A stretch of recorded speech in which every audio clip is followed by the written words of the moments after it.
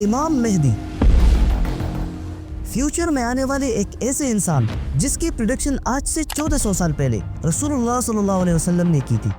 और ये सिर्फ इस्लाम में नहीं बल्कि दुनिया के हर रिलीजन, यहूदी, क्रिश्चियनिटी और इवन हिंदुओं में भी एक ऐसे इंसान के आने का वेट किया जाता है।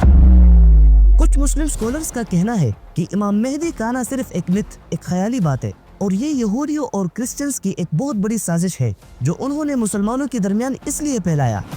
ताकि मुसलमान अपने ऊपर जुल्म होता हुआ देखकर भी खामोश रहे और अपने दुश्मनों के साथ जिहाद करने के बजाय बैठकर सिर्फ इमाम मेहदी के आने का वेट करें। लेकिन अब मसला ये है कि क्या इमाम मेहदी का आना सिर्फ एक मिथ है और या सच में एक इंसान आकर पूरी दुनिया को हिला सकता है। जब यहूदियों की साजिश की वजह से अल्लाह ताला ने हजरत ईसा अलैहिस्सलाम को आसमान पर उठाया, उसके तकरीबन 70 साल बाद पूरे फलस्तीन में यहूदी आबाद थे, लेकिन वहाँ उनकी हुकूमत नहीं थी। हुकूमत उस वक्त की एक सुपर पावर रोमन्स के पास थी और फलस्तीन रोमन एम्पायर का एक छोटा सा प्रोविंस था। रिलीजन के हिसाब से यहूदियों और रोमन्स में बहुत बड़ा डिफरेंस था, क्योंकि यहूदी मोनोथियस्ट सिर्फ एक खुदा के मानने वाले थे और रोमन्स बहुत सारे खुदाओं को मानते थे। इसलिए इस डिफरेंस की वजह से रोमन्स कभी कभी यहूदियों पर बहुत जुल्म किया करते थे और उनसे काफी सारा टैक्स भी लेते थे। जब रोमन्स की जुल्म हद से ज्यादा बढ़ गई तो यहूदियों ने रोमन्स की हुकूमत से बगावत कर ली, जिसकी वजह से रोमन्स के बादशाह टाइटस ने यहूदियों पर हमला करने का फैसला किया और अपनी आर्मी को फलस्तीन में एंटर करके वहां की मेन सिटी जेरूसलम को चारों तरफ से घेर लिया और जेरूसलम में आने जाने के सारे रास्ते बंद कर दिए। और इसी बंद रास्तों की वजह से जेरूसलम सिटी में किसी भी किस्म की मदद, खाना, पानी और जरूरियात की चीजें नहीं पहुंच सकती थी। रोमन्स की इस सख्त सीज की वजह से वहां जेरूसलम में आहिस्ता आहिस्ता यहूदी भूख से मरने लगे और हालात इतने खराब हुए कि जोसेफस ने अपनी किताब में लिखा है कि उन सख्त हालात की वजह से माओ ने खाने के लिए अपने ही बच्चों के जिस्म का गोश्त पकाया। और जब सीज खत्म करके रोमन आर्मी जेरूसलम में एंटर हुए तो सबसे पहले उन्होंने यहूदियों के सेकंड टेंपल को आग लगा दी, जिसमें हजारों यहूदी जलकर मर गए।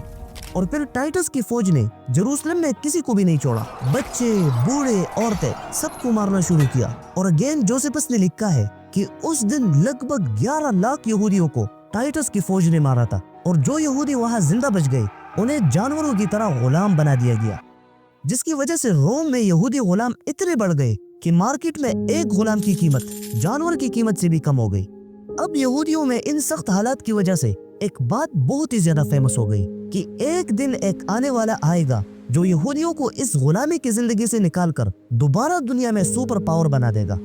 और ये बात उनकी किताब तौरात में भी लिखी गई थी, लेकिन हकीकत में वो हजरत मोहम्मद सल्लल्लाहु अलैहि वसल्लम ही थे, जिनके आने के बाद सबसे पहले इन्हीं यहूदियों ने मोहम्मद सल्लल्लाहु अलैहि वसल्लम का इनकार किया था। और यही सेम बात क्रिश्चियंस की बुक इंजील में भी लिखी गई थी, बल्कि इंजील में तो मोहम्मद सल्लल्लाहु अलैहि वसल्लम का नाम भी आया था, जिसका रेफरेंस खुद अल्लाह ताला ने कुरान मजीद में दिया है। फ्यूचर में एक इंसान के आने का अकीदा सिर्फ यहूदियों और क्रिश्चियन में नहीं था, बल्कि यही सेम सोच इंडिया में हिंदुओं के दरमियान भी मशहूर थी,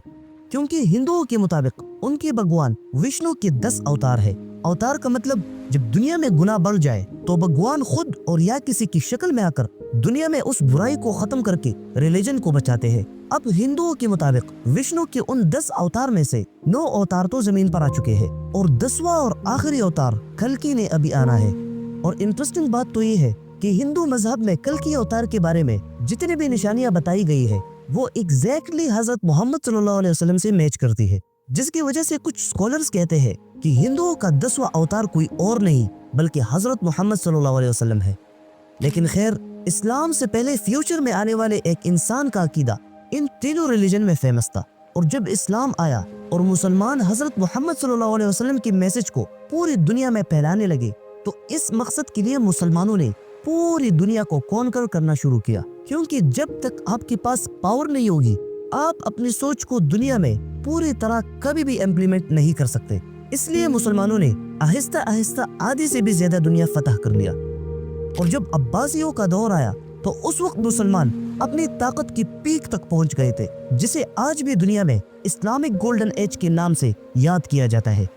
इसी अब्बासी खानदान के 5वें बादशाह हारून अर रशीद ने एक बहुत ही यूनिक काम किया। उन्होंने अपनी कैपिटल बगदाद में मुसलमानों के लिए एक बहुत बड़ी लाइब्रेरी बनाई। हाउस ऑफ विजडम, और इस लाइब्रेरी में दुनिया के कोने कोने से तमाम एंशिएंट किताबों को लाकर रख दिया, जिसमें दुनिया की हर रिलीजन, यहूदी, क्रिश्चियंस और हिंदुओं की भी किताबें थी।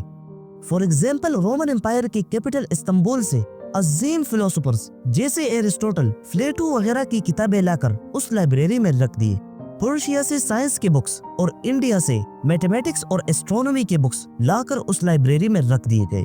और फिर उन सारे बुक्स को अरबी में ट्रांसलेट करने के लिए एक प्रॉपर टीम बना दी गई, और फिर उन ट्रांसलेटर्स को अपने ट्रांसलेटेड वर्क के वजन के हिसाब से गोल्ड दिया जाता था। इस हाउस ऑफ विजडम में सिर्फ मुसलमान ही नहीं बल्कि दुनिया के हर रिलीजन के लोग आसानी से आ सकते थे, जिसकी वजह से मुसलमानों की यहूदियों, ईसाइयों और हिंदुओं के साथ इंटरेक्शन कुछ ज्यादा ही हुआ। अब यहाँ पर मेन पॉइंट की तरफ आते हैं। यहाँ पर कुछ मुस्लिम स्कॉलर्स कहते हैं कि जब मुसलमानों का नॉन मुस्लिम्स के साथ इंटरेक्शन हुआ तो उनके रिलीजन्स में से कुछ बातें आहिस्ता आहिस्ता सारे मुसलमानों के दरमियान फैल गई, जिनमें से एक इमाम मेहदी का आना भी है।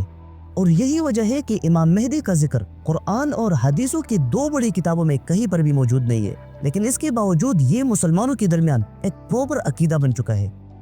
लेकिन यहाँ पर यह बात नोट करना लाजमी है कि इंसान की हिदायत के लिए सिर्फ कुरान पर अमल करना काफी नहीं है, क्योंकि इसी कुरान में बार बार आया है कि रसूलुल्लाह सल्लल्लाहु अलैहि वसल्लम की इताअत करो, और जिसने रसूल की बात मान ली तो गोया उसने खुदा की बात मानी। और रसूलुल्लाह सल्लल्लाहु अलैहि वसल्लम की इताअत तो तब होगी जब उनकी हदीसों पर अमल किया जाए,